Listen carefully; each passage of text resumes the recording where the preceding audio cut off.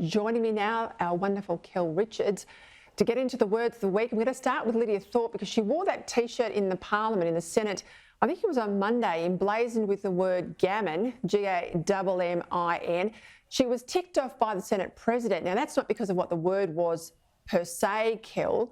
That was because the standing orders say you can't wear slogans on articles of clothing. But what does Gammon actually mean? Well, in fact, it was fairly offensive, I think. It means lying, deceit, deception, that kind of thing. It actually began, it's got a good story. It began life as convict slang. So it came into Australia with the convicts. And I wrote about it in my last book about James Hardy Vox and the convict dictionary that he wrote. Oh, hang on, I've got to jump in there. So she's not going to like knowing that the origins of the word are white fella words. No, it's a white supremacist word, isn't it? Mind you, the white supremacists who used it were chained up and banging rocks, but never mind.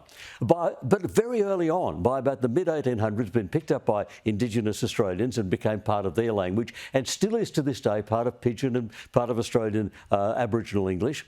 But since the 1980s, it's become stronger, particularly in Indigenous circles, and now it means something like BS. So it wasn't just that there was writing on the shirt, it was quite offensive writing. So there was a good reason for throwing her out, yep. Or covering the shirt up. Spotify dumping Harry and Meghan, well, that's one thing, but calling them effing grifters along the way. Grifters are really an American term, isn't it?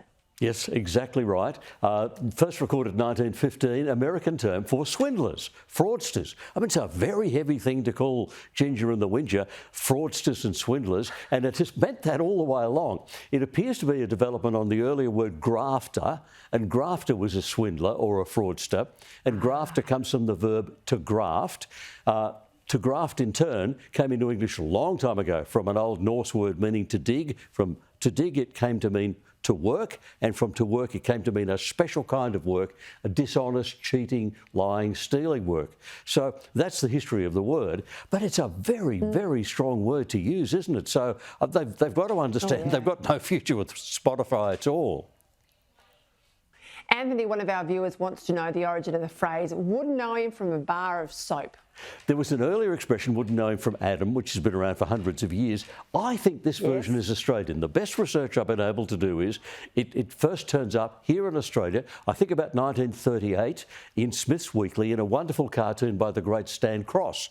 And in the cartoon, there are two unemployed, homeless winos in a park, and one says to the other, I wouldn't know you from a bar of soap. And the other one replies, well, you wouldn't know either me or a bar of soap.